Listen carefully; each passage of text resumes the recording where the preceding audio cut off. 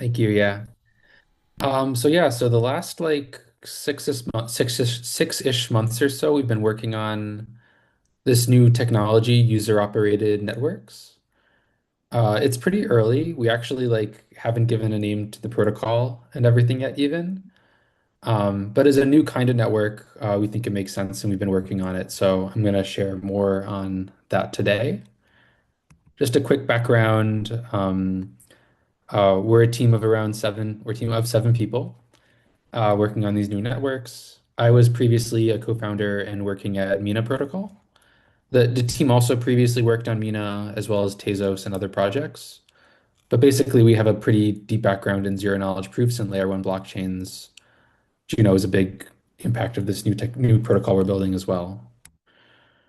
Um, Before jumping into like actually what we are building, I want to share a little more about why we are actually pursuing this. And there's a lot of reasons, but I think like one big reason is because we think there's more possible from the networks that we're seeing today. In particular, like Web3 and blockchain have enabled decentralized networks, as we all know. And it's a big improvement from Web2, where you just kind of have a single centralized, you know, party usually controlling a network. However, even with Web3, these networks still have substantial barriers to launch new networks and meaningfully participate in new networks. I know for like me, like I found out about cryptocurrency with Bitcoin, like, well, people were like, early 2010s when people were still mining it on computers. And there was this idea that we would all kind of point our computers at Bitcoin. There'd be many, many people all running the software to secure the network, and it would be really spread out. And of course, that's not really what happened. Unfortunately, it's ended up being something where it follows this kind of Pareto distribution where there's a limited number of people that end up having a majority of the decentralized control of the network, and so it limits how decentralized and spread out it is. So we're very excited about kind of this world, and this world's way better than where we were at with Web 2, but we think eventually we should get to this world, and that's what we're excited about.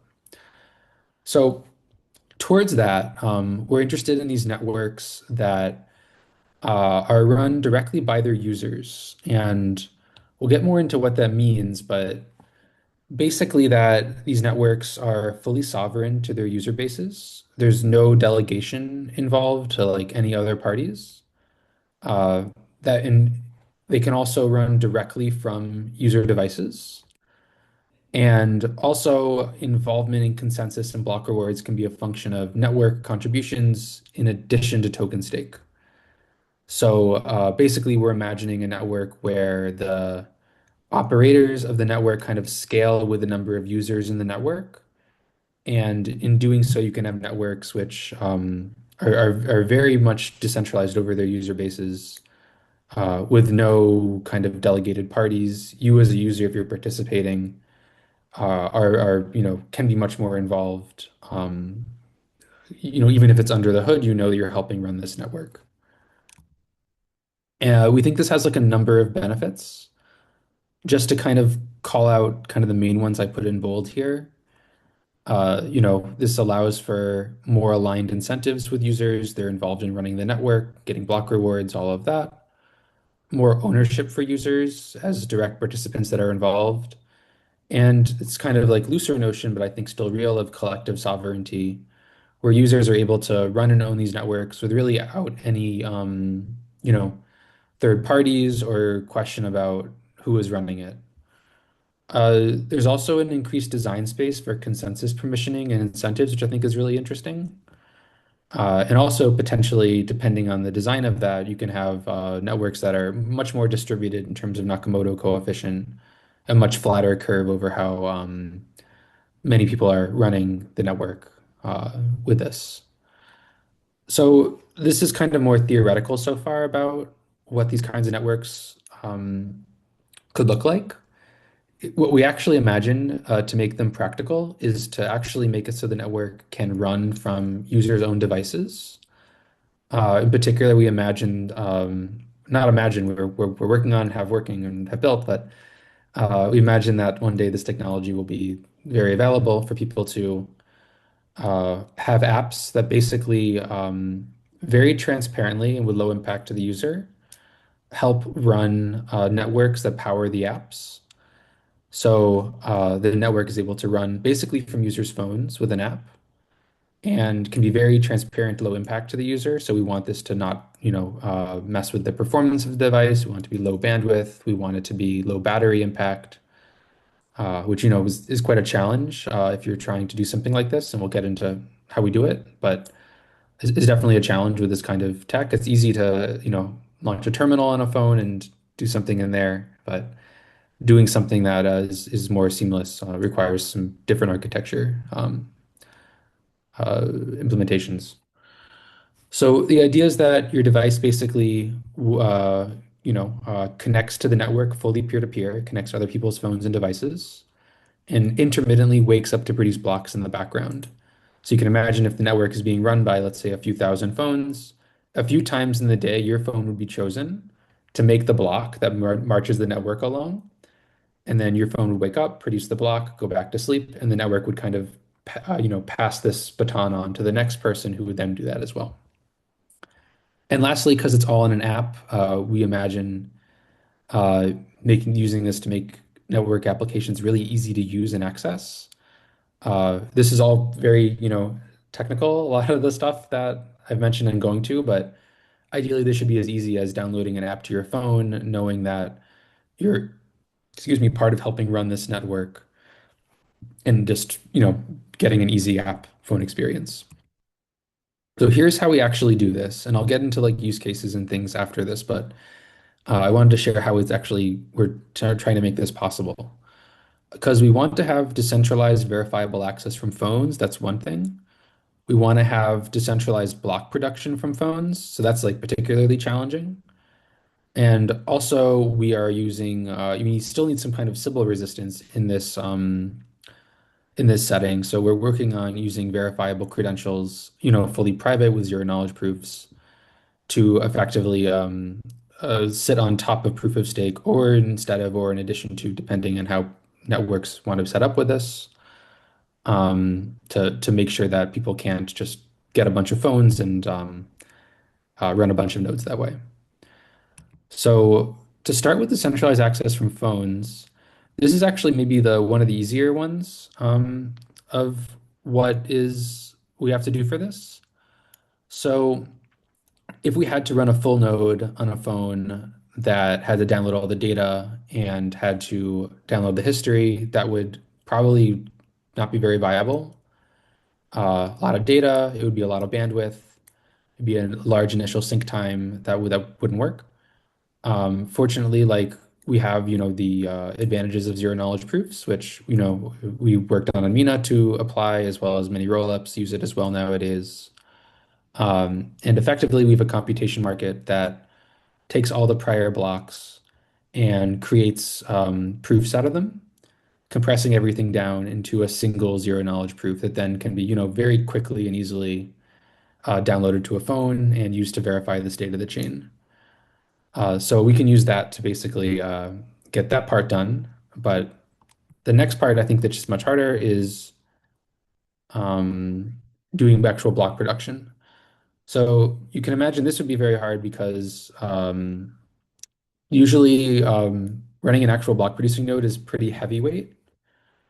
If you want to do that, you have to have a lot of state and a lot of data, and you have to do a lot of computation to actually like apply transactions and execute blocks.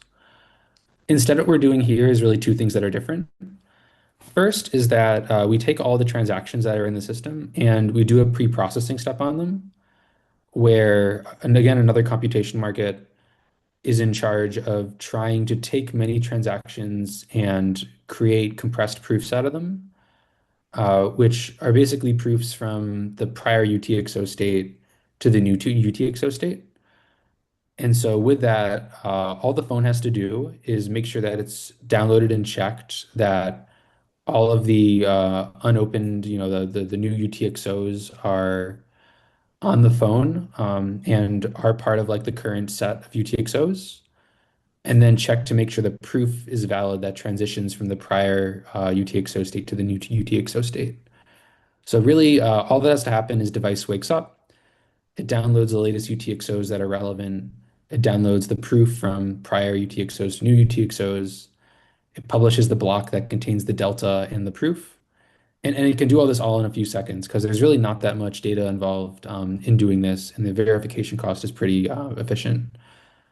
I think what's pretty interesting is it looks like I haven't fully dived into details yet, but Layer Zero might be using a similar architecture to do some of their performance things. So we have to dive into that more, but it's interesting to see that these architectures becoming a pattern that people are thinking about. Lastly, we need to have some solution for Sybil resistance, like I mentioned. This really can be any kind of verifiable credentials. It could be proof that other people on the network have vouched for you. It could be proof of, belonging to an online community. We're particularly looking at something called ZK Passport right now, and starting to integrate that. This is a nice solution because if people haven't seen, like, it turns out most passports within the last like several years from many countries within like the last couple decades, actually even, have NFC enabled cryptography on them. So if you touch your phone to it, you can get a proof of unique personhood as well as any other data you want on the passport onto the phone, which you can then combine with zero knowledge proofs to do private proofs of personhood as well as anything else in the passport. So that's pretty neat that that exists. So we're exploring that first as like a relatively secure and straightforward solution that gives us unique personhood while being privacy preserving. Um, but we're going to look at other probably methods too. We know not everyone has a passport, but a lot of people do. And this is probably a good initial solution towards the Sybil resistance we want to enable. So the result of all this is that you can install an app, you can join the network quickly with a succinct blockchain, you can privately prove your identity with with unique proof of personhood, verifiable credentials. And then you can participate in block production and receive rewards with a combination between like this computation market that's doing this pre-processing of proving transactions and this consensus mechanism where you are waking up to, you know when you will be producing a block for the next epoch, you wake up to produce that block, you do this kind of quick operation, and then you go back to sleep. So between this architecture, you should be able to do all these things, which is cool because it all fully runs on mobile. There is the component of the computation markets that happen, but what's nice about those is they are fully permissionless to join, and the assumptions are pretty minimal. It's just that there exists someone, at least, one person, but ideally a few people that are competing in that market to produce proofs and get fees for that.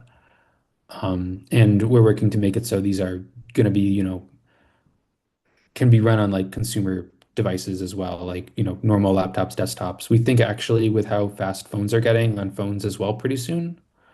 But also things that are fairly accessible. So there's a number of use cases of this architecture that we think are very interesting and are interested in. The first is just like this. This has like a user-owned mobile platform for Sybil-resistant apps. We like the idea of users being able to create their own platforms, their own networks, and be able to like own and govern those applications amongst themselves. We think that that's like interesting to do. And here's some examples of the kinds of things we're thinking about under that. For example, you could imagine an app where maybe you prove that you belong to an organization by proving you in an email with like kind of at, org name. And then, you can privately join that as a unique member of that organization, and then privately discuss, coordinate, etc. As a result of that. You can also just do other things that are Sybil resistant, which is really nice. Like we're just excited about Sybil resistance in general with all the AI stuff happening. So the idea of having Sybil resistant user governed games is interesting, we think. So not having bots on these kinds of platforms. Another couple things to mention, like a user-owned platform for financial applications. You could imagine, for example, like a stable coin platform where the users are um, sharing the fees amongst themselves because they're running the network. So it's kind of a closed system for payments. Or you could imagine just kind of taking private verifiable credentials farther, making them composable and having a platform for doing different things, composing those together, which we think will probably happen more broadly than just what we're doing, but also is interesting. Another kind of category of things that we were thinking about is thinking about censorship resistant platforms that don't have the same economic requirements as cryptocurrencies traditionally do. Thinking about like if there's communities that maybe, it's a big burden to ask them to onboard to downloading, acquiring Ethereum or some other token to transact with. Uh, Maybe it'd be easier for some of these communities that want to use decentralized networks to just be able to join very easily and not have those kinds of things to think about. An example of how to do that would be like have verifiable credentials for joining. Maybe you're already in an existing community, or maybe you are in a certain region that wants to use an app like this.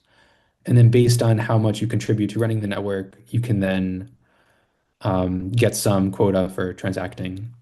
So kind of non-financial, non-economic onboarding to decentralized networks could be interesting. And lastly, like I think this is more speculative, but the more I've thought about it, the less I'm convinced it's speculative, which is how will proof of stake kind of fare during like the transition to AGI as well as kind of post AGI? Like it seems to me like potentially that could result in issues around whether proof of stake is really credibly neutral as like capital gets further kind of shifted, distorted. If that happens during, I feel like post AGI that probably is likely, but even during the transition seems relevant. And so incorporating more kind of verifiable credentials and like non-delegated decentralized systems seems potentially important during that. So this is like a little further off and speculative, but also something we're thinking about. So as for what we're actually building right now, we want to build out like a first of these like user-owned networks run by its users with incentives to like produce blocks, support the network, all those things.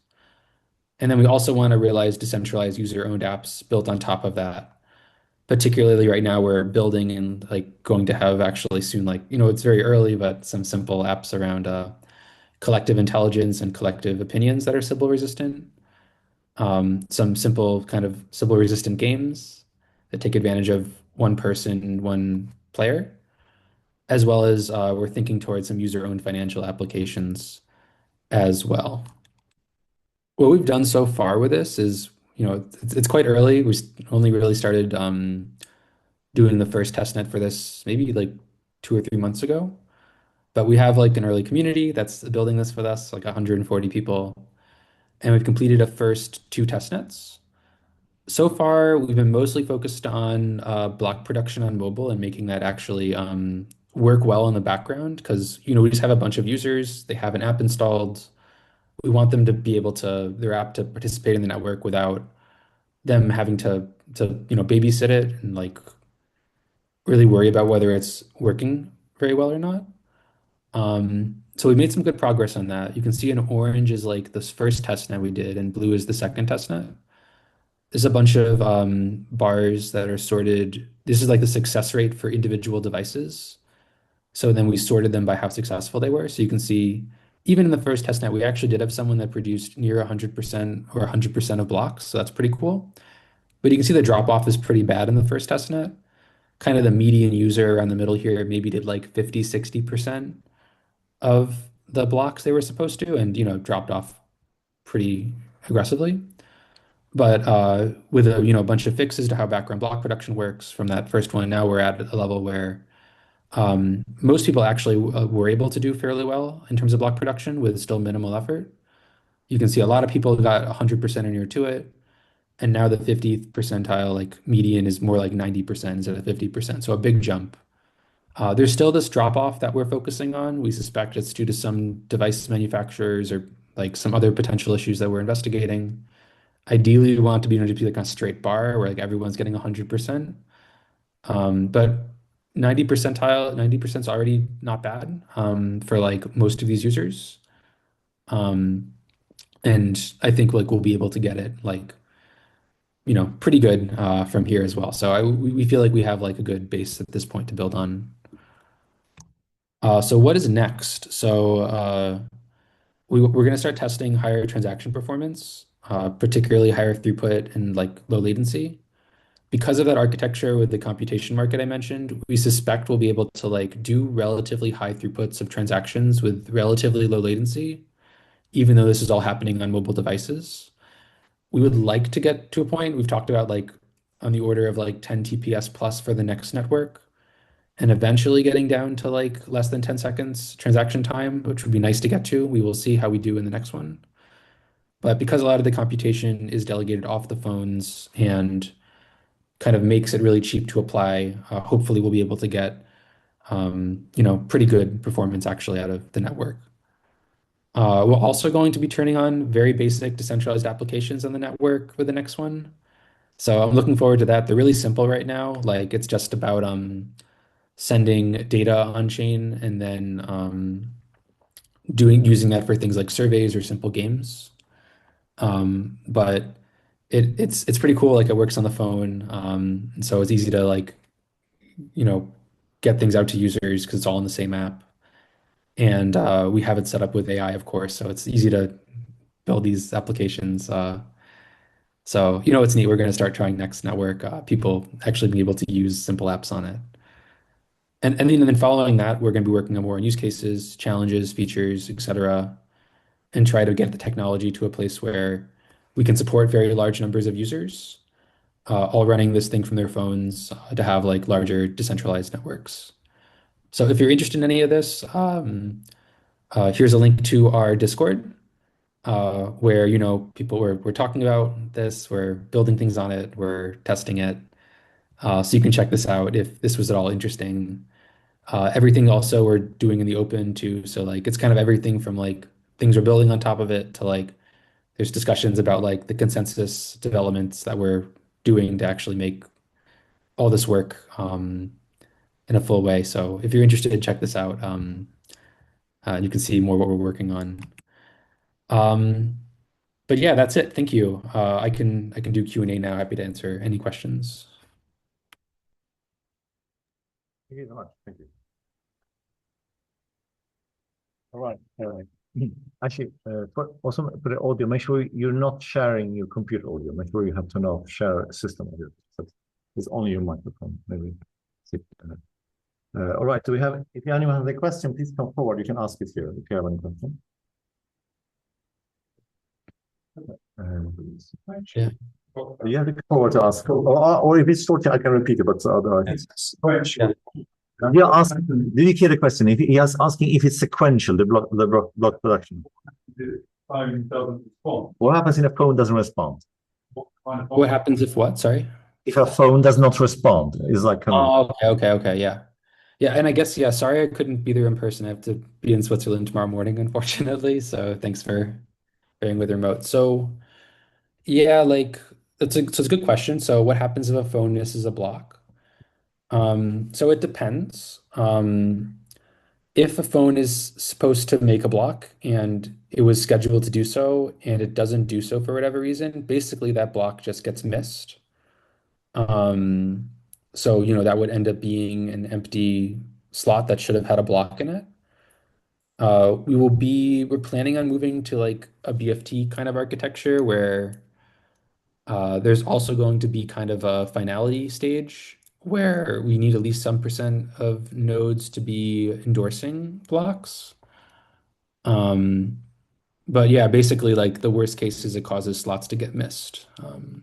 Yeah. And oh, the sequential part. It's not like a DAG or anything like that. It is a sequential blockchain. Although I should say it is a sequential blockchain, but the way that these proofs are produced for like uh these like UTXO proofs, those can all be very parallelized, which is very nice. Yeah. Right. Okay. So next question is, what's the expected block time? So actually, we've been running this with a 5 second block time, and it's been working, which is Oh, really nice. We think, it's all the phone is doing is it's really cheap. All the phone has to do is like wake up, download like this small amount of data, and like broadcast it back out. So like we shall see on latency because it has to go through this pipeline, but the actual block time is like 5 seconds. Yeah.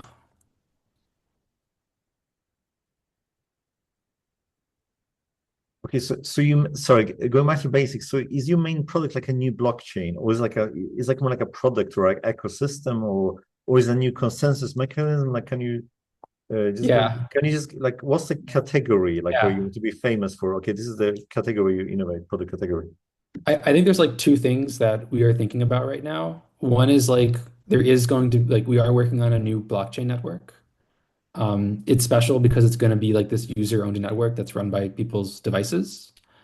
So that's like one thing. The other thing is like we are excited about these kinds of networks in general. We think they're a little different than the existing ones, so we're just excited about that too. If that helps, yeah. All right. And in basis, so a consequence of your answer means like, is this going to be completely like detached from like EVM blockchains? Because like this seems so radically different, basically, this consensus mechanism. It's not proof of work, it's not proof of stake. Maybe, in fact, is this like proof of humanity? Is that like the consensus mechanism? Or like, oh, what's the name? What is the name you have like given this consensus mechanism? So we haven't settled on that yet. We suspect probably what's going to happen with the one we launch is going to be like it's going to be hybrid proof of humanity, proof of stake. Um, but I would say proof of humanity, proof of identity, that's all like relevant for like what this is trying to do. Yeah. Mm. Yeah. All right. Okay. I have one more question. So then there are these like boring practical details, like for example, like that Google will not allow your if you have like a long running like app on your Android phone, then the operating system thinking, this is like a virus. I'm gonna kill it. I'm gonna like show this like pop up windows to use it to like this is dangerous. It's like draining your battery. They should kill this. Like when the user wakes up, it's like okay, you have this thing draining your battery. It's probably like a virus. You want to kill it. So basically, like there are these there's this it's like basically like the operating system is trying to be intelligent and basically like save the user's battery, which is like your enemy, unfortunately. So how do you fight against this? Like basically like the Android trying to be intelligent. It's a it's a good question. So actually we think this is like a big cause of this difference between like kind of these phase zero results and these phase one results. Okay. Is like there's like a few things at play. Like one is that for like a typical user with a typical stake, like their device is going to wake up a few times a day, even with like 5 second block time. So it's not actually that demanding on battery life in practice. That said, there still is the Android phones are doing a lot to make sure that's the case. And so there's a few things there, like some of it's just like kind of I would say almost like Android like logistics, like making sure you're setting up the permissions correctly, making sure you're setting up the timers correctly for when the background work happens, asking users to like set up their settings correctly. Um, but yeah, so I would say like a lot of it's kind of like lots of little details under the hood, but like these are on Android devices and like it seems possible to get it there, even though yes, like you're saying, like it's totally something that we have to kind of fight against, even though it's good in general. All right. Okay. Final question, or if you can come forward and ask the question here. So, uh, Yeah, so a little follow-up to Magic's question. I suppose then if you're doing this like wake up protocol, you're using probably the centralized Google Cloud messaging system rather than having an open WebSocket, or do you have something that's a bit smarter than that? Yeah, so it is running like a gossip net under the hood. So it's like a fully peer-to-peer gossip net. And phones know some peers and they are waking up and they are connecting to peers and they're doing that. If that answers the And question, then yeah. so how does it wake up? Is there like you have a WebSocket to one of the, some of the peers, and then when there's a message, it ping you? So only a small fraction of the actual like full gossip net is ever online at one time. So basically like you have Epochs are right now they're 24 hours, so you know every 24 hours when to wake up yourself for like the next epoch. Yeah. And when you wake up, you connect to the gossip net.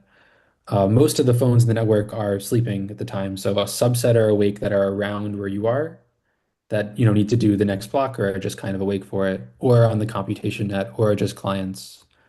And so you connect to them and you gossip to them. Cool, thank you. Okay, you want to come forward and ask the last question? Tom.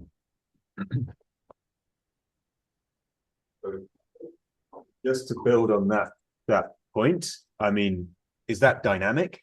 So each time they're awake, each epoch, are the devices working out again where they should wake up relative to other devices? And how is that privacy preserving in terms of keeping track of the relative locations of different devices in the network? That's a good question. With regards to the devices themselves, they're just waking up in like a fixed window around each block they have to produce. So for them, it's pretty simple. I guess you're asking from like tying like block production to like specific devices, perhaps, or I guess what I'm wondering about is if yeah. the devices need to coordinate among themselves when they wake up, so that their local part of the network is awake around about the same time. Ah, Is that not revealing information about peers' sort of geographical position ah. and keeping track of everyone's movements in the network? So it devices wake up around devices like not around each other geographically, but in like time. So like what happens is every epoch there's a VRF that runs for every slot and it tells you which slots to wake up for, and you wake your device up around that slot if that makes sense. Got you. So it's not a mesh. It's not device to device communication based. It's internet communication. Exactly. I mean, Okay. I'd love if it was also could be mesh based because then you would remove a big dependency of like the internet, but then we haven't thought about that one No, yet. no, fair enough. That's cool. Yeah. All right, excellent. Yeah, it sounds like you have like you're building something kind of quite disruptive and it's like taking to the next level. And it's nice that your talk actually fits to previous talks we had, which were recorded because they were actually about like human coordination. So this actually Yeah. in here we have actually put like the humans at the center of the blockchain. So it fits like topically like very well to other talks we also recorded. Cool. So it's really like yes, almost like a human powered blockchain. But thank you so much for joining. Maybe some other time we'll see you here in person in Yeah. Scotland. Thank you so much for So joining. yeah. Thank you. Thanks.